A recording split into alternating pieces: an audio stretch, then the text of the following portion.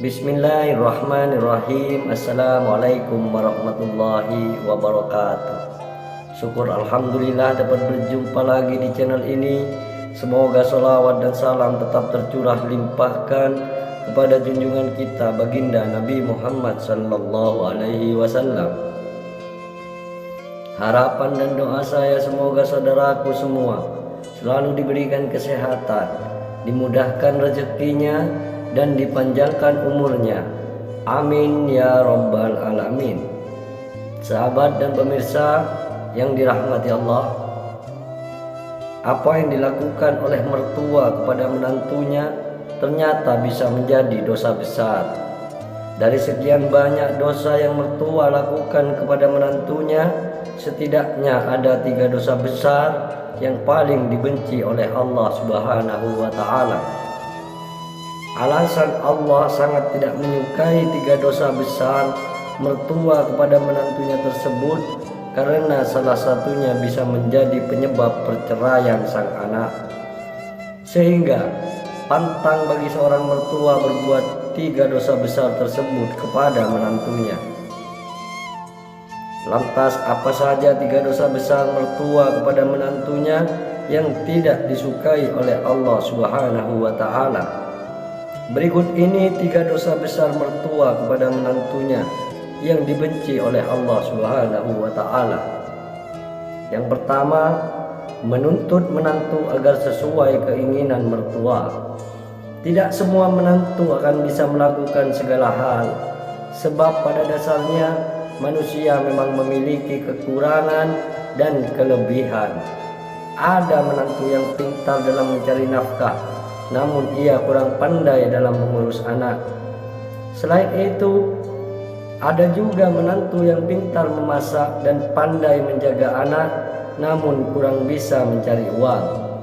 Pada intinya, sulit bagi seorang menantu untuk bisa selalu memenuhi semua keinginan mertuanya. Dan bila ada seorang mertua menuntut menantunya karena tidak sesuai keinginannya, ia telah berbuat dosa. Sebab mertua yang suka menuntut menantunya hanya akan menyebabkan sebuah pertengkaran. Dari pertengkaran tersebut besar kemungkinan akan terjadi hal yang tidak baik dan berujung pada perbuatan dosa. Maka tidak heran bila mertua yang suka menuntut menantunya dikatakan sebagai dosa besar yang dibenci oleh Allah Subhanahu wa ta'ala. Yang kedua, ikut campur urusan rumah tangga anak dan menantu. Tanpa disadari, seorang mertua terkadang suka ikut campur dengan urusan rumah tangga anak dan menantunya. Dan hal ini termasuk perbuatan dosa yang paling tidak disukai oleh Allah Subhanahu wa ta'ala, karena bisa berakibat sangat buruk. Pada dasarnya anak yang sudah menikah, maka ia akan menjadi tanggung jawab pasangannya. Dan sebagai orang tua, kita tidak boleh ikut campur dengan urusan rumah tangga anak dan menantu, terkecuali anak atau menantu meminta bantuan dan nasihat terkait urusan rumah tangga mereka. Yang sudah banyak terjadi karena mertua ikut campur dalam urusan rumah tangga anak dan menantunya malah berdampak buruk. Kehidupan rumah tangga anak dan menantu akan menjadi kurang harmonis dan sering terjadi pertengkaran. Bahkan tidak jarang mertua yang suka ikut campur dalam urusan rumah tangga anak dan menantunya menjadi penyebab perceraian sang anak. Maka dari itu, tidak heran bila anak yang sudah menikah dianjurkan agar tinggal terpisah dengan orang tuanya. Dan yang ketiga, memandang rendah dan menceritakan kejelekan menantu.